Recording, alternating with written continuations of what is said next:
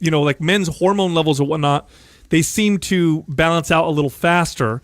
And so it's my female clients that I'm more likely to say cut caffeine or reduce caffeine, especially if they have symptoms of like estrogen dominance.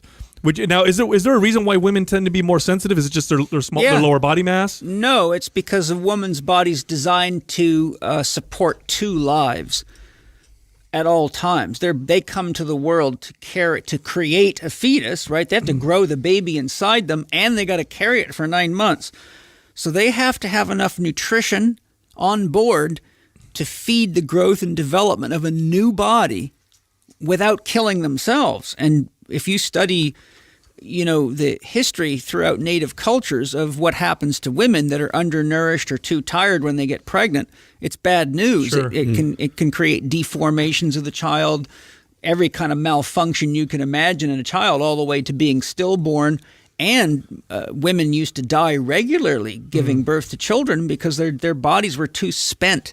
In fact, in many native cultures, it was forbidden for a woman to get pregnant by a man more than once every 3 years, because they found that if she got pregnant and gave birth more often than once every 3 years, it significantly increased the likelihood of very serious health problems and lunacy, which is when a woman just gets so exhausted, she can't regulate her unconscious, and she just becomes, Now that's interesting because wild. Right after they have a baby, that's one of the most. Isn't that one of the most stressful? No. Right after they have a baby, there's a window where they're most likely to get pregnant again. Right, it's a higher percentage of them getting pregnant again right after they have a kid. As long as they're breastfeeding, the risks go way down because the stimulation of the breast has. I don't remember the exact hormone pathway. I studied it years ago, but as long as the child's milking, you see, and we don't feed children, mothers in our culture don't feed children the way native cultures do. Native cultures carried the babies everywhere and slung them from their chest, and the kid would just suck a little, fall asleep, suck a little, fall asleep. But Western mothers often try to do it like morning, noon, and night, like you're in school or something on some kind of schedule. Which the point I'm making is that if a mother does not let her child breastfeed regularly, consistently throughout the day, then the hormonal regulation that allows her to have sex without getting pregnant is disrupted. The more frequently the nipples being, the saliva from the infant triggers off all sorts of biochemicals. There's just loads of receptors in a woman's nipple that pick up things like the body temperature, the immune messages.